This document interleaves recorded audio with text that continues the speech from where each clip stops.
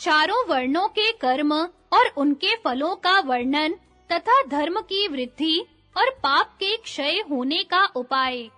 वैशंपायन जी कहते हैं, जन्मेजय, इस प्रकार भगवान श्री कृष्ण ने संपूर्ण जगत को अपने से उत्पन्न बतलाकर युधिष्ठिर से पवित्र धर्मों का इस प्रकार वर्णन आरंभ किया। पांडुनंदन, जो मनुष्य पवित्र और एकाग्र चित्त होकर तपस्या में संलग्न हो स्वर्ग, यश और आयु प्रदान करने वाले जानने योग्य धर्म का श्रवण करता है, उसके जितने पाप होते हैं वे सब तत्काल नष्ट हो जाते हैं।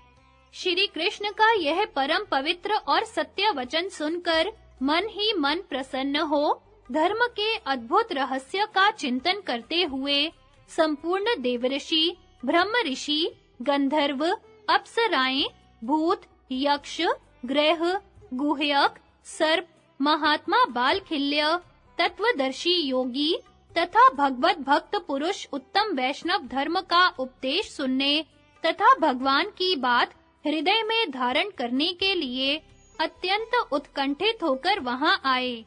आने के बाद उन सबने मस्तक झुकाकर भगवान को प्रणाम किया। भगवान की दिव्य दृष्टि पड़ने से वे सब निष्पाप हो गए।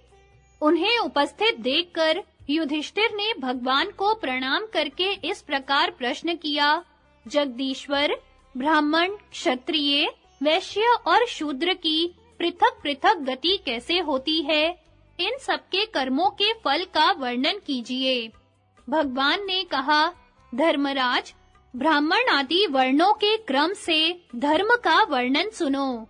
जो ब्राह्मण शिखा और यज्ञोपवीत धारण करते, संध्योपासना करते, पूर्णाहुति देते, विधिवत अग्निहोत्र करते, बलि वैश्वदेव और अतिथियों का पूजन करते, नित्य स्वाध्याय में लगे रहते तथा जप यज्ञ का अनुष्ठान किया करते हैं, जो सायंकाल और प्रातःकाल होम करने के बाद ही अन्न ग्रहण करते, शूद्र का अन्न नहीं खाते, दंभ और मिथ्या भाषण से दूर रहते, पंच यज्ञ और अग्निहोत्र करते रहते हैं, वे ब्राह्मण पाप रहित होकर ब्रह्मलोक को प्राप्त होते हैं। क्षत्रियों में भी जो राज्य सिंहासन पर आसीन होने के बाद अपने धर्म का पालन और प्रजा की भली भांति रक्षा करता है, लगान के रूप में प्रजा की आमदनी का छठा भाग लेकर सदा उतने से ही संतोष करता है, यज्ञ और दान करता रहता है, धैर्य रखता है, अपनी स्त्री से संतुष्ट रहता है, शास्त्र के अनुसार चलता, तत्व को जानता और प्रजा की भलाई के कार्य में संलग्न रहता है तथा ब्राह्मणों की इच्छा पूर्ण करता, पोष्य वर्ग के पालन में तत्पर रहता, प्रतिज्ञा को सत्य करके दिखाता, सदा पवित्र रहता एवं लोभ और दंभ को त्याग देता है, उसे भी देवताओं द्वारा सेवित उत्तम गति की प्राप्ति होती है। जो वैश्य कृषि और गोपालन में लगा रहता है, धर्म का अनुसंधान किया करता है, दान, धर्म और ब्राह्मणों की सेवा में संलग्न रहता है तथा सत्य प्रतिज्ञ, नित्य पवित्र, लोभ और दंभ से रहित, सरल, अपनी ही स्त्री से प्रेम रखने वाला और हिंसा द्रोह से दूर रहने वाला है, वह अप्सराओं से सम्मानित होकर स्वर्ग लोक में गमन करता है। शूद्रों में से जो सदा तीनों वर्णों की सेवा करता और विशेषतः ब्राह्मणों की सेवा में दास की भांति खड़ा रहता है, जो बिना मांगे ही दान देता, सत्य और शौच का पालन करता, गुरु और देवताओं की पूजा में प्रेम रखता, दूसरों को कष्ट न पहुंचाकर अपने कुटुंब का पालन पोषण करता और सब जीवों को अभय दान कर देता है, उसको भी स्वर्ग की प्राप्ति होती है। इस प्रकार धर्म से बढ़कर दूसरा कोई साधन नहीं है, वही निष्काम भाव से आचरण करने पर संसार बंधन से मुक्ति दिलाता है। धर्म से बढ़कर पाप नाश का कोई और उपाय नहीं है, इसलिए इस दुर्लभ मनुष्य का जीवन पाकर सदा धर्म का पालन करते रहना चाहिए। ब्रह्मा जी ने इस जगत में जिस वर्ण के लिए जैसे धर्म का विधान किया है, वह वैसे ही धर्म का भली भांति आचरण करके अपने पापों को नष्ट कर सकता है। मनुष्य का जो जातिगत कर्म हो, उसका किसी को त्याग नहीं करना चाहिए, वही उसके लिए धर्म होता है, और उसी का निष्काम भाव से आचरण करने पर मनुष्य को सिद्धि प्राप्त हो जाती है। अपना धर्म गुण रहित होने पर भी पाप को नष्ट करता है। इसी प्रकार यदि मनुष्य के पाप की वृद्धि होती है, तो वह उसके धर्म को क्षीण कर डालता है। युधिष्ठिर ने पूछा, भगवन, शुभ और अशुभ की वृद्धि और ह्रास किस प्रकार होते हैं? इसे सुनने की मेरी बड़ी उत्कंठा है। भगवान ने कहा, तुमने जो कुछ पूछा है, उसे सुनो। पाप को दूसरों से कहने और उसके लिए पश्चाताप करने से प्राय उसका नाश हो जाता है। इसी प्रकार धर्म भी अपने मुंह से दूसरों पर प्रकट करने पर नष्ट होता है, छिपाने पर ये दोनों ही बढ़ते हैं। इसलिए समझदार मनुष्य को चाहिए कि सर्वथा उद्योग करके अपने पाप को प्रकट कर दे, उसे छिपाने की कोशिश न करे। पाप का कीर्तन उसके नाश का कारण होता है, इसलिए हमेशा पाप को प्रकट करना और धर्म को गुप्त रखना चाहिए। निरर्थक जन्म, दान और जीवन का वर्णन, सात्विक आदि दानों का लक्षण, दान का योग्य पात्र और ब्राह्मण की महिमा।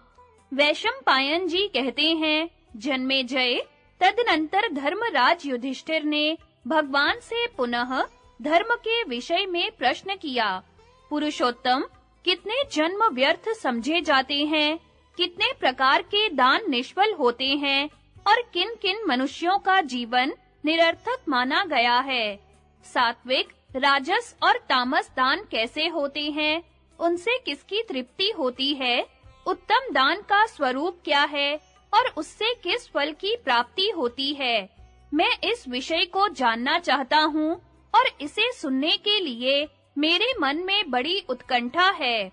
भगवान ने कहा, राजन, मैं तुम्हें न्याय के अनुसार यथार्थ एवं उत्तम उपदेश सुनाता हूँ, ध्यान देकर सुनो।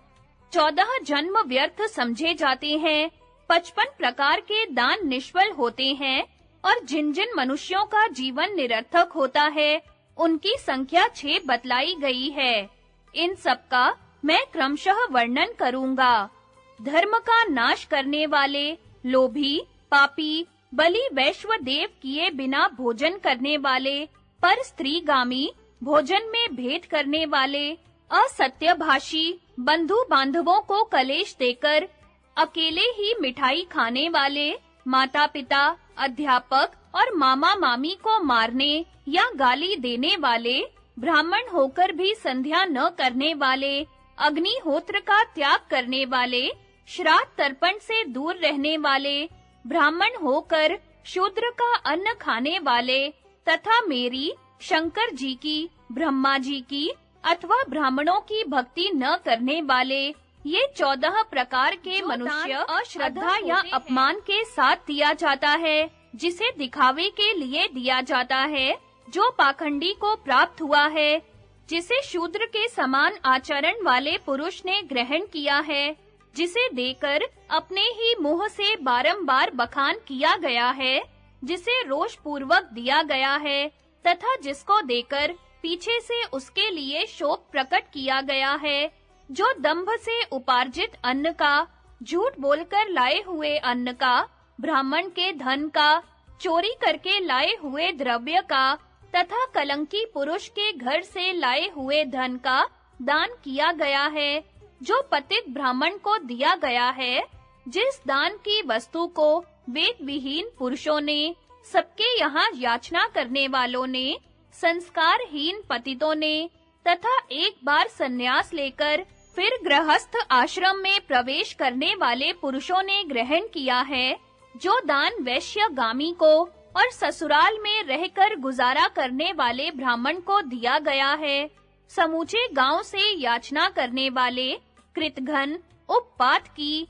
वेद बेचने वाले, राजसेवक, ज्योतिषी, तांत्रिक, शूद्र जाति की स्त्री के साथ संबंध रखने वाले, अस्त्र शस्त्र से जीविका चलाने वाले, नौकरी करने वाले, सांप पकड़ने वाले, पुरोहिती करने वाले, वैद, बनिए का काम करने वाले, शूद्र मंत्र जप कर जीविका चलाने वाले, शूद्र के यहाँ गुजारा करने वाले, वेतन लेकर मंदिर में पूजा करने वाले, देवोत्तर संपत्ति को खा जाने वाले, मांस बेचकर जीवन निर्वाह करने वाले, सेवा का काम करने वाले, ब्यासखोर, अनाचारी, अग्निहोत्र न करने वाले, शूद्र के गांव में निवास करने वाले, सबके साथ और सब कुछ खाने वाले, नास्तिक, झूठी गवाही देने वाले तथा कूटनीति का आश्रय लेकर गांव के लोगों में लड़ाई झगड़ा करने वाले ब्राह्मण को जो दान दिया जाता है, वह सब निष्फल होता है। उपर्युक्त ब्राह्मणों को दिए हुए दान बहुत हो तो भी राख में डाली हुई घी की आहुति की भांति व्यर्थ हो जाते हैं। उन्हें दिए गए दान का जो कुछ फल होने वाला होता है, उसे राक्षस और पिशाच प्रसन्नता के साथ लूट ले जाते हैं। युधिष्ठिर, अब जिन-जिन मनुष्यों का जीवन व्यर्थ है, उनका परिचय दे रहा हूँ, सुनो। जो लोग मेरी, भगवान शंकर की अथवा भूमंडल के देवता ब्राह्मणों की शरण नहीं लेते, उनका जीवन व्यर्थ है। जिनकी कोरे तर्क शास्त्र में ही आसक्ति है, जो नास्तिक पथ का अवलंबन करते हैं, जिन्होंने आचार त्याग दिया है तथा जो देवताओं की निंदा करते हैं, उनका जीवन भी व्यर्थ ही है। जो मूढ़, दुर्गा, स्वामी कार्तिकेय, वायु, अग्नि, जल, सूर्य, माता-पिता, गुरु, इंद्र तथा चंद्रमा की निंदा करते और आचार का पालन नहीं करते, वे भी निरर्थक ही जीवन व्यतीत करते हैं।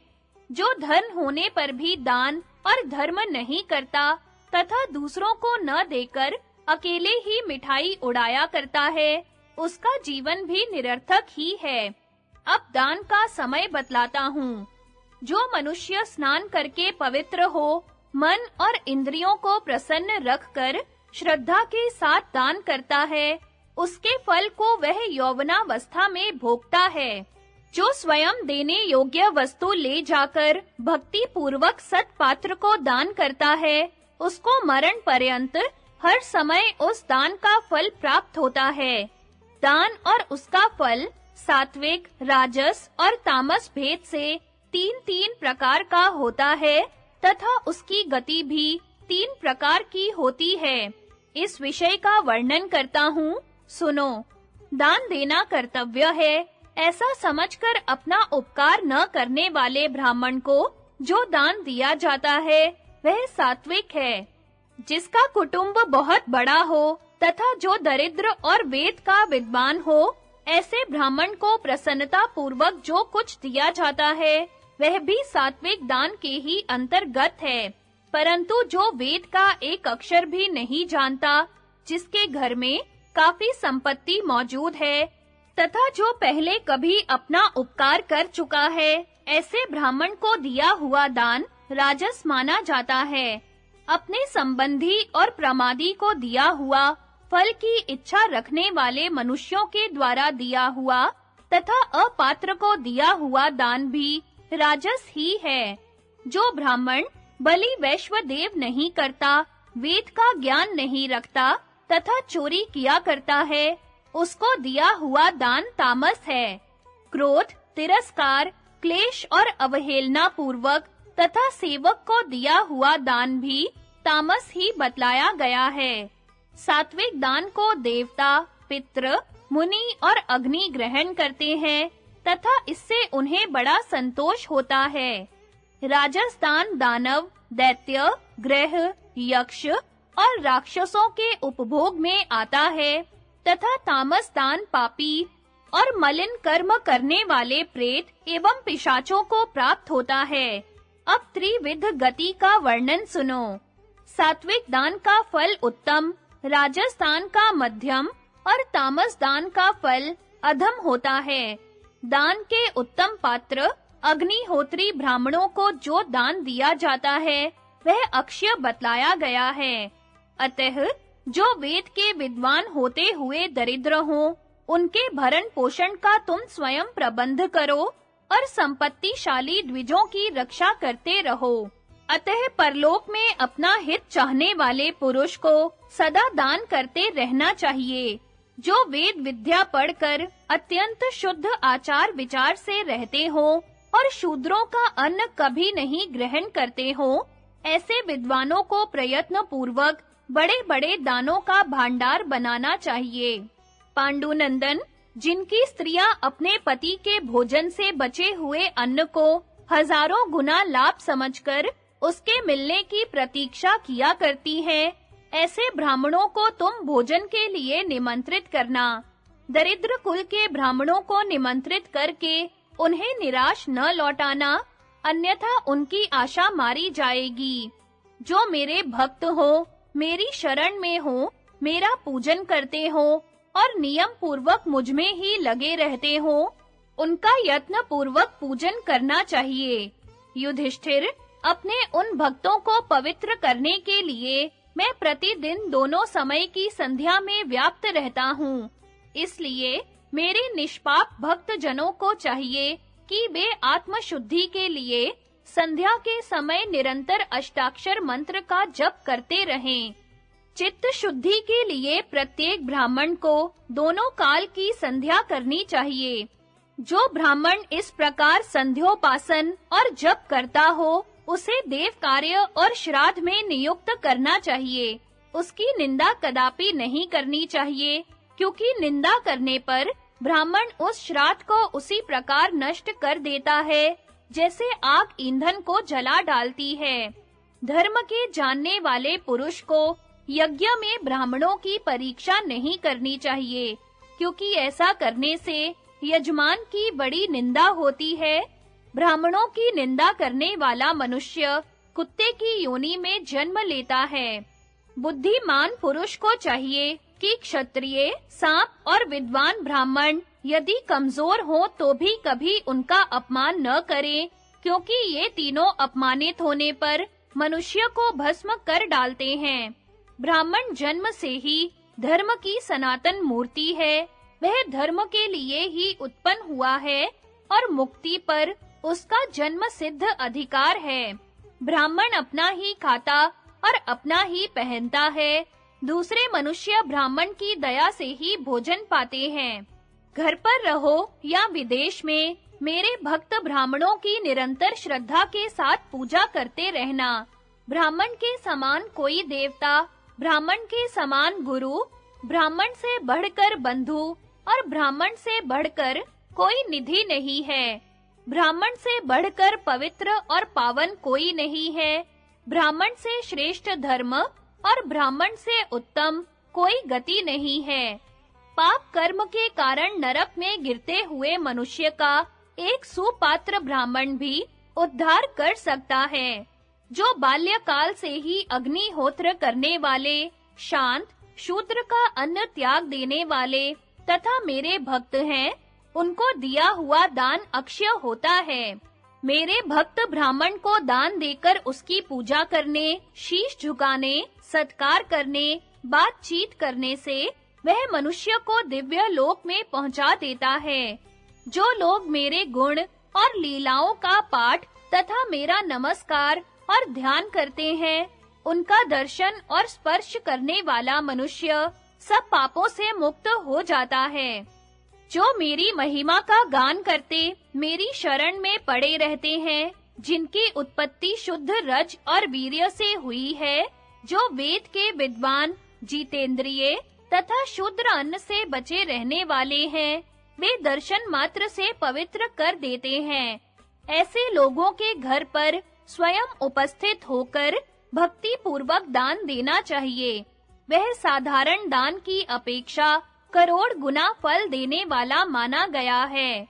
जागते अथवा सोते समय, परदेश में या घर रहते समय, जिस ब्राह्मण के हृदय से उसकी भक्ति भावना के कारण मैं कभी दूर नहीं होता, वह पूजन, दर्शन, स्पर्श अथवा संभाषण करने मात्र से मनुष्यों को पवित्र कर देता है। इस प्रकार सब अवस्थाओं में मेरे भक्तों को दिए हुए सब प्रकार के दान, स्वर्ग मार्ग प्रदान करने वाले योनि की शुद्धि तथा गायत्री जप और ब्राह्मणों की महिमा का वर्णन। वैशंपायन जी कहते हैं, राजन, इस प्रकार सात्विक, राजस और तामस दान, उसकी भिन्न-भिन्न गति और पृथक-पृथक फल का वर्णन सुनकर युधिष्ठिर का चित्त बहुत प्रसन्न हुआ। इस परम पवित्र धर्म रूपी अमृत का पान करने से उन्हें तृप्ति नहीं हुई। अतः वे पुनः भगवान श्री कृष्ण से बोले, जगदीश्वर, मुझे बीज और योनि से शुद्ध पुरुषों के लक्षण बताइए। बीज दोष से कैसे मनुष्य उत्पन्न होते हैं, इसे बताने के साथ ही ब्राह्मणों के उत्तम, मध्यम आदि विशेष भेद और उनके गुण दोषों का भी विवेचन कीजिए। भगवान ने कहा, राजन, बीज और योनि की शुद्धि अशुद्धि का यथावत वर्णन सुनो। उनकी शुद्धि से ही यह सारा संसार टिकता है और अशुद्धि से उसका नाश हो जाता है। जो ब्राह्मण ब्रह्मचर्य का विधिवत पालन करता है, उसको शुद्ध बीज समझना चाहिए। इसी प्रकार जो कन्या पिता और माता की दृष्टि से उत्तम कुल में उत्पन्न हो, ब्रह्मा आदि उत्तम विवाहों की विधि से ब्याही गई हो, वही उत्तम मानी गई है। जो स्त्री मन, वाणी और क्रिया से पर पुरुष के साथ समागम करती है, वह अयोग्य होती है। जो पापात्मा पुरुष व्यभिचारिणी स्त्री को स्वीकार करता है, वह अपनी 10 पीढ़ी पहले के पूर्वजों और 10 पीढ़ी बाद की संतानों को नरक में डालता है। जो स्त्री मन, वाणी और क्रिया से व्यभिचार करती है, उसको कुल घातिनी समझना चाहिए। उससे उत्पन्न हुआ मनुष्य यज्ञ, दान, भोजन, वार्तालाप, शयन तथा संबंध आदि में सम्मिलित करने योग्य नहीं होता। बिना ब्याही कन्या से उत्पन्न, ब्याह के समय गर्भवती कन्या से उत्पन्न, पति की जीवितावस्था में व्यभिचार से उत्पन्न, पति के मर जाने पर पुरुष से उत्पन्न तथा पतित मनुष्य से उत्पन्न, ये 6 प्रकार के ब्राह्मण चांडाल होते हैं। इनको चांडालों से भी नीच समझना चाहिए। जो जहां-तहां किसी भी स्त्री के साथ समागम कर लेता है, वह पापात्मा स्वेच्छाचारी कहलाता है। उसका बीज अशुभ होता है। उसके संपर्क से कुत्ते के चाटे हुए हविष्य की तरह शुद्ध स्त्री भी दूषित हो जाती है। मनुष्य ब्रह्मचर्य के पालन से आयु, तेज, बल, वीर्य, बुद्धि, लक्ष्मी, महान यश, पुण्य और मेरे प्रेम को प्राप्त करता है। जो गृहस्थ आश्रम में स्थित होकर अखंड ब्रह्मचर्य का पालन करते हुए पंच यज्ञों के अनुष्ठान में तत्पर रहते हैं, वे पृथ्वी तल पर धर्म की स्थापना करते हैं। जो प्रतिदिन सवेरे और शाम को संध्योपासन करते हैं, वे वेदमयी नौका का सहारा लेकर इस संसार समुद्र से स्वयं भी तर जाते हैं और दूसरों को भी तार देते हैं। जो ब्राह्मण सबको पवित्र बनाने वाली वेद माता गायत्री का जप करता है, वह समुद्र पर्यंत पृथ्वी का दान लेने पर भी प्रतिग्रह के दोष से दुखी नहीं होता तथा सूर्य आदि ग्रहों में से जो उसके लिए अशुभ स्थान में रहकर अनिष्ट कारक होते हैं, वे भी गायत्री जप के प्रभाव से शांत, शुभ और कल्याणकारी हो जाते हैं। वैदिक व्रतों का आचरण करने वाले पुरुष पृथ्वी पर दूसरों को पवित्र करने वाले होते हैं। प्रजापति मनु का कहना है कि शील, स्वाध्याय, दान, शौच, कोमलता और सरलता, ये सद्गुण ब्राह्मण के लिए वेद से भी बढ़कर हैं। जो ब्राह्मण भूर्भुवः स्वः इन व्याहृतियों के साथ गायत्री का जप करता, वेद के स्वाध्याय में संलग्न रहता और अपनी ही स्त्री से प्रेम करता है, वही जितेंद्रिय, वही विद्वान और वही इस भूमंडल का देवता है। जो श्रेष्ठ ब्राह्मण प्रतिदिन संध्योपासन करते हैं, वे निसंदेह ब्रह्मलोक को प्राप्त होते हैं। केवल गायत्री मात्र जानने वाला ब्राह्मण भी यदि नियम से रहता हो, तो वह श्रेष्ठ है। किंतु जो चारों वेदों का विद्वान होने पर भी सबका अन्न खाता, सब कुछ बेचता और नियमों का पालन नहीं करता, वह उत्तम नहीं माना जाता। पूर्व काल में देवता और ऋषियों ने ब्रह्मा जी के सामने गायत्री मंत्र और चारों वेदों को तराजू पर रख कर तौला था। उस समय गायत्री का पलड़ा ही चारों वेदों से भारी साबित हुआ। गायत्री के बिना सभी वेद निर्जीव हैं। नियम और सदाचार से भ्रष्ट ब्राह्मण चारों वेदों का विद्वान हो तो भी वह निंदा का ही पात्र है, किंतु शील और सदाचार से युक्त ब्राह्मण यदि केवल गायत्री का जप करता हो तो भी वह श्रेष्ठ माना जाता है। प्रतिदिन 1000 गायत्री मंत्र का जप करना उत्तम है, 100 मंत्र का जप करना मध्यम और 10 मंत्र का जप करना कनिष्ठ माना गया है। कुंती नंदन, गायत्री सब पापों को नष्ट करने वाली है, इसलिए तुम सदा उसका जप करते रहो। युधिष्ठिर ने पूछा, त्रिलोकीनाथ, आप संपूर्ण भूतों के आत्मा हैं, बताइए किस कर्म से आप संतुष्ट होते हैं?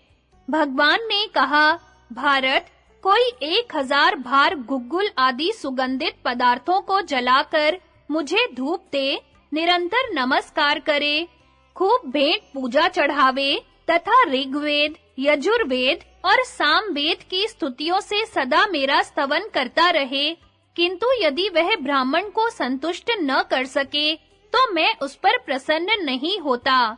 इसमें संदेह नहीं कि ब्राह्मण की पूजा से सदा मेरी भी पूजा हो जाती है, और ब्राह्मण को कटु वचन सुनाने से मैं ही उस कटु वचन का लक्ष्य बनता हूँ। जो ब्राह्मण की पूजा करते हैं, उनकी परम गति मुझ में ही होती है, क्योंकि पृथ्वी पर ब्राह्मणों के रूप में मैं ही निवास करता हूँ। जो बुद्धिमान मुझ में मन लगाकर ब्राह्मणों की पूजा करता है, उसको मैं अपना स्वरूप ही समझता हूँ। ब्राह्मण यदि कुबड़े, काने, बौने, दरिद्र और रोगी भी हो, तो विद्वान पुरुषों को कभी उनका अपमान नहीं करना चाहिए, क्योंकि वे सब मेरे ही स्वरूप हैं। बहुत से अज्ञानी पुरुष इस बात को नहीं जानते कि मैं इस पृथ्वी पर ब्राह्मणों के रूप में निवास करता हूँ। जो ब्राह्मणों का अपमान करते, उन्हें स्वधर्म से भ्रष्ट कर देते, दूत बनाकर भेजते और उनसे अपनी सेवा कराते हैं, उन पापियों को यमराज के महाबली दूत इच्छा अनुसार काटते हैं। जो ब्राह्मणों को गाली देकर और उनकी निंदा करके प्रसन्न होते हैं, वे जब यमलोक में जाते हैं तो लाल-लाल आंखों वाले क्रूर यमराज उन्हें पृथ्वी पर पटककर छाती पर सवार हो जाते हैं। जो पापी ब्राह्मणों की ओर पाप पूर्ण दृष्टि से देखते हैं, ब्राह्मणों के प्रति भक्ति नहीं करते, वैदिक मर्यादा का उल्लंघन करते हैं, वे जब यमलोक में पहुंचते हैं तो वहां यमराज की आज्ञा से टेढ़ी चोंच वाले बड़े-बड़े बलवान पक्षी आकर क्षण भर में उनकी आंखें निकाल लेते हैं। जो मनुष्य ब्राह्मण को पीटता, उसके शरीर से खून निकाल देता, उसकी हड्डी तोड़ डालता अथवा उसके प्राण ले लेता है, वह क्रमशः 21 नरकों में अपने पाप का फल भोगता है। पहले वह शूल पर चढ़ाया जाता है, फिर मस्तक नीचे करके उसे आग में लटका दिया जाता है, फिर वह हजारों वर्षों तक उसमें पकता रहता है। वह दुष्ट बुद्धि वाला पुरुष उस दारुण यातना से तब तक छुटकारा नहीं पाता जब तक कि उसके पाप का भोग समाप्त नहीं हो जाता। इसलिए ब्राह्मणों के प्रति कभी अमंगल सूचक वचन न कहें। जो ब्राह्मणों को फटकारते और गालियां सुनाते हैं, वे मुझे ही गाली देते हैं। जो चंदन, धूप और दीप आदि के द्वारा मेरी काष्ठमयी प्रतिमा का पूजन करता है, उसके द्वारा मेरी भली भांति पूजा नहीं होती, किंतु ब्राह्मण के पूजन से मेरी यथावत पूजा हो जाती है। ब्राह्मणों के अनुग्रह से ही असुरों पर मैं विजय पाता हूँ। ब्राह्मणों के प्रसाद से ही मुझ में दाक्षिण्य आदि गुण मौजूद हैं, तथा ब्राह्मण की दया से ही मुझे कोई परास्त के मार्ग का कष्ट और उससे बचने के उपाय युधिष्ठिर ने पूछा, केशव, आप सर्वज्ञ हैं, इसलिए बताइए, मनुष्य लोक और यमलोक के बीच की दूरी कितनी है? यमलोक कैसा है? कितना बड़ा है और कहाँ है? मनुष्य किस उपाय से यमलोक के दुखों से छुटकारा पाते हैं? जब जीव 5 भौतिक शरीर से अलग होकर त्वचा, हड्डी और मांस से रहित हो जाता है, उस समय उसे सुख दुख का अनुभव किस प्रकार होता है?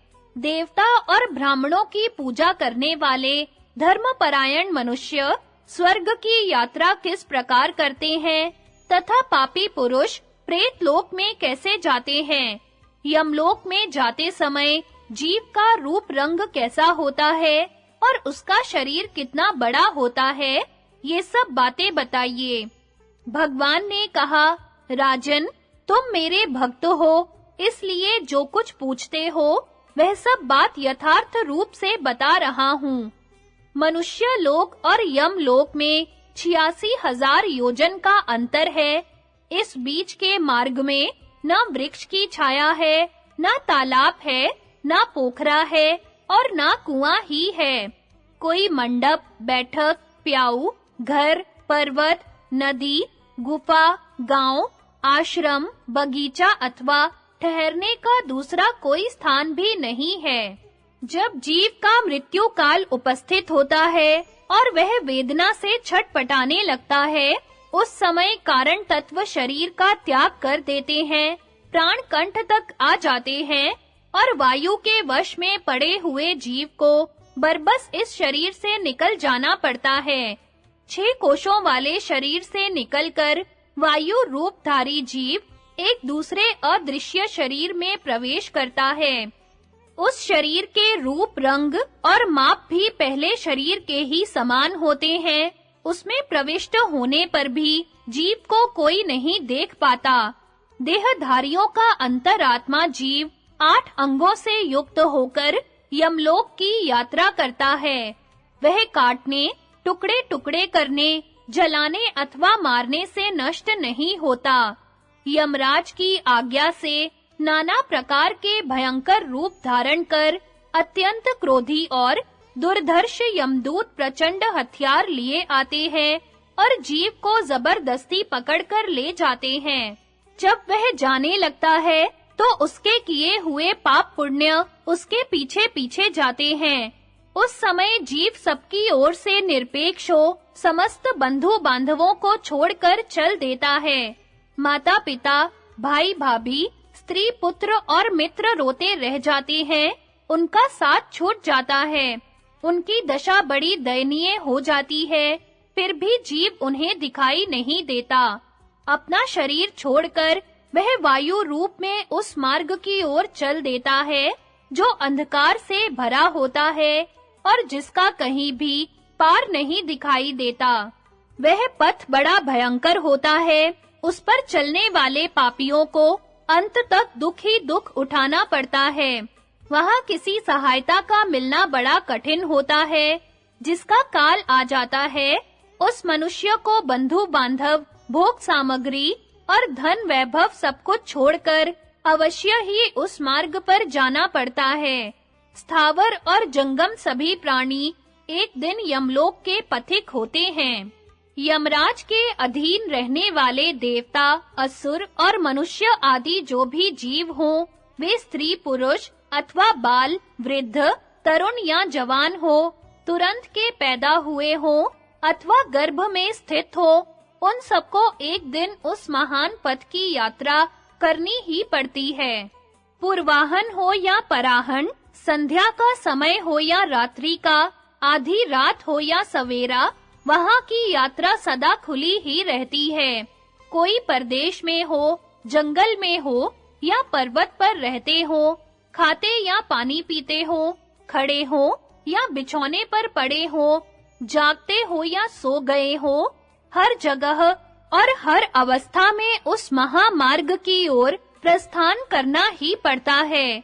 यमलोक के पथ पर कहीं डरकर, कहीं पागल होकर, कहीं ठोकर खाकर और कहीं वेदना से आर्त होकर रोते चिल्लाते हुए चलना पड़ता है। दूतों की मार खाकर शरीर में बेतरह पीड़ा होती है, तो भी उनकी फटकार सुनते हुए आगे बढ़ना पड़ता है। जिन मनुष्यों ने दान नहीं किया है, उन्हें कांटे बिछाए हुए और तपी हुई बालू तथा धूल से भरे हुए मार्ग पर जलते पांव से चलना पड़ता है। जो दूसरे जीवों की हत्या करते हैं, उन्हें इतनी पीड़ा दी जाती है कि वे जोर-जोर से चिल्लाने लगते हैं। उनमें से किसी के हाथ पैर तोड़ दिए जाते हैं, किसी का गला मरोड़ दिया जाता है और किसी के कान नाक काट लिए जाते हैं।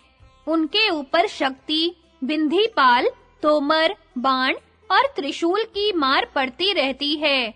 कुत्ते, भेड़िए और कौवे उन्हें चारों ओर से नोचते रहते हैं।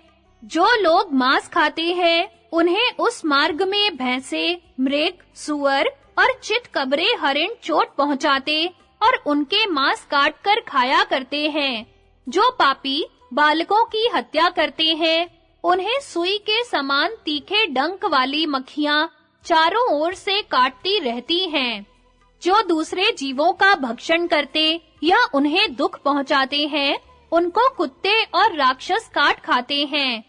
जो दुरात्मा और पापाचारी मनुष्य बलपूर्वक दूसरों की गौ, अनाज, सोना, खेत और ग्रह आदि को हड़प लेते हैं, वे यमलोक में जाते समय यमदूतों के हाथ से पत्थर और शस्त्रों की मार खाते हैं। उनके समस्त अंगों में घाव हो जाता है। जो मनुष्य नरक का भय न मानकर ब्राह्मणों का धन छीन लेते, उन्हें गालियां सुनाते हैं। वे जब यमपुर के मार्ग में जाते हैं, तो यमदूत उन्हें इस तरह बांधते हैं कि उनका गला सूख जाता है। उनके शरीर पर दुर्गंधित पीप और रक्त डाला जाता है। गीदड़ उनका मांस नोच-नोच कर खाते हैं और चांडाल उन्हें चारों ओर से पीड़ा पहुंचाते रहते हैं। यमलोक में पहुंचने पर भी उन पापियों को जीते जी विष्ठा के कुएं में डाल दिया जाता है और वहां वे करोड़ों वर्षों तक कष्ट भोगते रहते हैं। जिन लोगों ने लोभ, दंभ और असत्य के वशीभूत होकर धन रहते हुए भी ब्राह्मणों को दान नहीं दिया है, उनके गले में फंदा डालकर राक्षस उन्हें पीटते रहते हैं। दान न करने वाले जीवों के कंठ, मुंह और तालू भूख प्यास के मारे सूखे रहते हैं और वे बारंबार अन्न और जल मांगा करते हैं, किंतु उन्हें कुछ भी नहीं मिलता। यमदूत उन्हें उसी अवस्था में यमराज के घर पहुंचे हैं। जन्मेजय, भगवान श्री कृष्ण के मुख से भयंकर यम यातना का वर्णन सुनकर युधिष्ठिर भय से थर्रा उठे और बेहोश होकर पृथ्वी पर गिर पड़े। जब उन्हें होश आया, तो भगवान ने उन्हें आश्वासन दिया। इसके बाद वे जल से अपने नेत्र धोकर पुनः भगवान से बोले, देवेश्वर, यमलोक के मार्ग का विस्तृत वर्णन सुनकर मुझे बड़ा भय हो गया है। अब यह बताने की कृपा कीजिए कि मनुष्य किस उपाय से उस विकट मार्ग को सुख पूर्वक तय कर सकते हैं। भगवान ने कहा, पांडुनंदन, इस संसार में जो लोग धार्मिक जीवन व्यतीत करते हैं, जीव हिंसा से अलग रहते हैं, देवता तथा ब्राह्मणों की पूजा करते हैं, वे यमलोक में सुख पूर्वक जाते हैं। जो लोग ब्राह्मणों को, उनमें भी विशेषतः श्रोत्रियों को, अत्यंत प्रसन्नता के साथ अच्छी प्रकार से बनाए हुए उत्तम अन्न का भोजन कराते हैं, वे महात्मा पुरुष विचित्र विमानों पर बैठकर यमलोक की यात्रा करते हैं। जो प्रतिदिन सत्य भाषण करते हैं और ब्राह्मणों को, कपिला आदि गौओं को पवित्र दान देते रहते हैं, वे निर्मल कांति वाले बैल जुते हुए विमानों में बैठकर यमलोक को जाते हैं। जो ब्राह्मणों को छाता, जूता, शैया, आसन, वस्त्र और आभूषण दान करते हैं, वे सोने के छत्र लगाए उत्तम गहनों से सज-धज कर घोड़े, बैल अथवा हाथी की सवारी से धर्मराज के सुंदर नगर में प्रवेश करते हैं। जो स्नान आदि से शुद्ध होकर ब्राह्मणों को प्रयत्न पूर्वक शुद्ध दही, दूध, घी, गुड़ और शहद का श्रद्धा के साथ दान करते हैं, वे यमलोक की यात्रा करते हैं। जो सुगंधित फूल और फल का दान करते हैं, वे हंस युक्त विमानों के द्वारा धर्मराज के नगर में जाते हैं। जो ब्राह्मणों को घी में तैयार किए हुए भांति-भांति के पकवानों का दान करते हैं, जो समस्त प्राणियों को जीवन देने वाले जल का दान करते हैं, जो ब्राह्मण को तिल अथवा तिल की गौ या घृत की गौ का दान करते हैं, जिन्होंने इस लोक में बावड़ी, कुएं, तालाब, पोखर और जल से भरे हुए जलाशय बनवाए हैं, वे यमलोक में जाते हैं। उस समय वे महात्मा नित्य तृप्त और महान कांतिमान दिखाई देते हैं तथा दिव्य लोक के पुरुष उन्हें ताड़ के पंखे और चमर डुलाया करते हैं। जिन्होंने यहाँ अत्यंत विचित्र, विस्तृत, मनोहर, सुंदर और दर्शनीय देव मंदिर बनवाए हैं, वे सफेद बादलों के समान कांतिमान एवं हवा के समान वेग वाले विमानों द्वारा यमलोक की यात्रा करते हैं। जो लोग देवताओं के उद्देश्य से प्याऊ बनवाकर वहां प्यासे मनुष्यों को ठंडा जल पिलाया करते हैं, वे उस महान मार्ग पर अत्यंत तृप्त होकर सुख के साथ यात्रा करते हैं। खड़ाऊ और जल दान करने वाले मनुष्यों को उस मार्ग में सुख मिलता है। वे उत्तम रथ पर बैठकर सोने के पीढ़े पर पैर रखे हुए यात्रा करते हैं। जो लोग बड़े-बड़े बगीचे बनवाते और उसमें वृक्षों के पौधे रोपते हैं तथा शांति पूर्वक उन्हें जल से सींचकर फूलों से सुशोभित करके बढ़ाया करते हैं, वे दिव्य वाहनों पर सवार होकर यमलोक में जाते हैं। जो ब्राह्मणों को घोड़े, बैल अथवा हाथी की सवारी दान करते हैं तथा जो लोग उन्हें सोना, चांदी, मूंगा और मोती प्रदान करते हैं, वे सोने के विमानों पर बैठकर धर्मराज के नगर में जाते हैं। भूमि दान करने वाले लोग बैल जुते हुए तेजस्वी विमानों के द्वारा उस लोक की यात्रा करते हैं। जो श्रेष्ठ ब्राह्मणों को अत्यंत भक्ति पूर्वक सुगंधित पदार्थ तथा पुष्प प्रदान करते हैं, वे सुगंध पूर्ण सुंदर वेश धारण कर उत्तम कांति से देदीप्यमान हो सुंदर हार पहने हुए विचित्र विमानों पर बैठकर धर्मराज के नगर में जाते हैं। दीपदान करने वाले पुरुष सूर्य के समान तेजस्वी विमानों से कांतिमान स्वरूप से यात्रा करते हैं। जो घर एवं आश्रय स्थान का दान करने वाले हैं, वे सोने के चबूतरों से युक्त और प्रातःकालीन सूर्य के समान कांति वाले ग्रहों के साथ धर्मराज के नगर में प्रवेश करते हैं। जो ब्राह्मणों को पैरों में लगाने के लिए उपटन, सिर पर मलने के लिए तेल, पैर धोने के लिए जल और पीने के लिए शरबत देते हैं, वे घोड़े पर सवार होकर यमलोक की यात्रा करते हैं। जो रास्ते के थके मांदे दुर्बल ब्राह्मणों को ठहरने की जगह देकर उन्हें आराम पहुंचाते हैं, वे चक्रवाक से जुते हुए विमान पर बैठकर यात्रा करते हैं।